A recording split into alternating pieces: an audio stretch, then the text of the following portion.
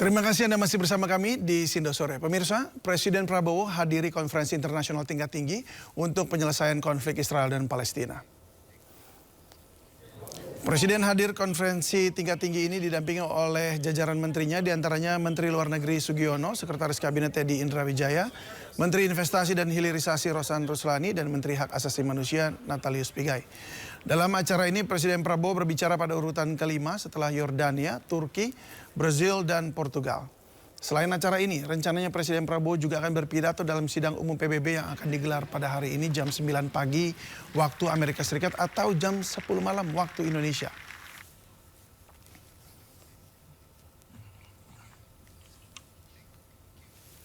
Ya, sejumlah negara besar seperti Inggris, Prancis, Australia, dan Kanada akhirnya mengakui negara Palestina. Bahkan Presiden Prabowo Subianto saat di sidang PBB mengaku akan mengakui Israel sebagai negara berdaulat jika solusi dua negara terwujud. Apakah hal tersebut akan terjadi? Atau bahkan pernyataan tersebut hanya akan sebatas retorika. Kita akan membahasnya bersama aktivis pro-Israel Monique Rikers dan aktivis pro-Palestina Novel Bamukmin. Selamat sore Bu Monique dan selamat sore Bang Novel. Assalamualaikum warahmatullahi wabarakatuh. Selamat sore. Waalaikumsalam, selamat sore. Saya ke Bang Novel dulu ya, Bang Novel. Ya, siap. Ini Anda melihat bahwa sudah begitu banyak negara-negara yang kemudian ikut mengakui Palestina sebagai negara. Apa nih tanggapan Anda sebagai seorang pro-Palestina? Jadi memang sudah selayaknya bahwa dan itu sudah dibuktikan dengan 142 negara dari seluruh dunia mendukung untuk kemerdekaan Palestina. Karena kenapa? Khusus Indonesia, karena Indonesia ini tentu kita melawan daripada segala bentuk penjajahan. Bahwa penjajahan di dunia ini harus dihapuskan karena tidak sesuai dengan pri kemanusiaan dan pri keadilan. Jadi kalau kita memang punya jiwa kemanusiaan, punya jiwa berketuhanan yang Maha Esa. Karena penjajahan itu bukan ketuhanan yang Maha Esa, tapi kesetanan yang luar biasa. Nah, kita melihat apa yang dilakukan oleh Bapak Prabowo sudah mewakili sepenuhnya aspirasi umat Islam. Dan bahkan mewakili daripada aspirasi umat Islam sedunia dengan sikap yang tegas. Karena tidak bisa main lagi kita dengan penjajahan ini. Karena ini sudah abad ke-20, sudah tidak ada penjajahan lagi. Apalagi kita melihat kekejian-kekejian yang dilakukan oleh Zionis, iblis laknatullah, Zionis biadab laknatullah ini, itu luar biasa. Karena hanya menuju kepada genosida yang akan terus tidak berhenti kalau tidak ada solusi secepat mungkin. Karena jadi usulannya Pak Prabowo, solusi dua negara itu bagaimana? Sudah iblis ini. Bang Novel. Ya. Jadi solusi yang diusulkan Pak Prabowo itu bagaimana? Anda setuju untuk solusi dua negara? Saya pribadi setuju dengan apa yang dilakukan Prabowo karena sesuai dengan MUI juga. MUI juga menyatakan memang solusi yang saat ini diajukan adalah dua negara. Karena kalau kita melihat satu-satunya jalan yang untuk bisa menemukan betul-betul dihadapkan dengan realistis, dengan realita yang ada dan logis secara duniawi. Kalau secara logis, secara ukhrawi ya kita tidak bisa menerima. Karena bagaimanapun dari 1948 semenjak dideklarasikan itu tidak ada keadilan dan terus penjajahan, perampasan, pembunuhan sampai saat ini dari wilayah yang sebegitu kecil Israel sekarang sudah merambat.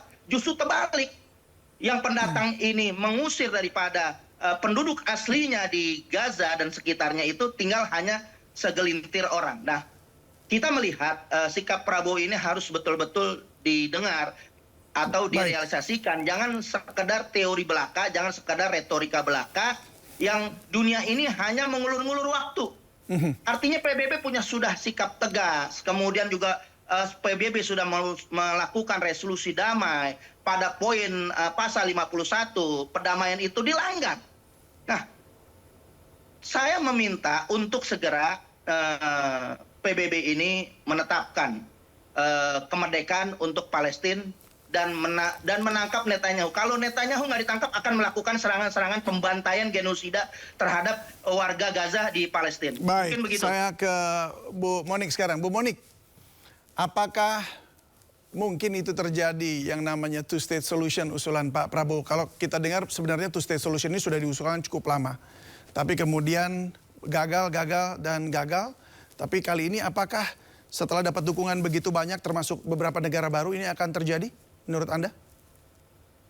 Ya, Palestina bisa berdiri sebagai negara karena wilayahnya dikasih oleh Israel tahun 1993 lewat kesepakatan Oslo. Israel memberikan wilayah yakni Bethlehem, Jericho, Shechem yang sekarang diubah namanya menjadi Nablus. Sehingga tahun 1993 itu sebetulnya terjadi perdamaian antara Israel dengan Palestina. Kenapa bisa Palestina menjadi negara? Itu karena belas kasihan Israel. Israel yang kasih tanah. Yang menerima siapa? Yasser Arafat. Tahun 2005 Israel kasih tanah Gaza. Untuk siapa? Untuk Palestina. Waktu itu Palestina berada di Partai Fatah. Otoritas Palestina itu adalah Fatah. Dan pemerintah kita, pemerintah Indonesia berhubungan dengan Fatah, bukan dengan Hamas. Hamas menang pemilu di Gaza tahun 2006. Sekarang Presiden Prabowo menyatakan minta agar Israel mengakui Palestina, agar Indonesia baru bisa mengakui Israel. Ya. Sekarang kita nih saat kita bicara sudah terjadi hubungan ekspor impor antara Israel dan Indonesia tanpa diakui oleh tanpa Israel diakui oleh Indonesia pun sudah ada hubungan diplomatik sebetulnya. Kenapa hubungan diplomatik secara tidak langsung? Karena ada hubungan ekspor impor, ada hubungan turisme. Kita sudah tahu bagaimana pilot-pilot tempur TNI Angkatan Udara dilatih oleh Israel.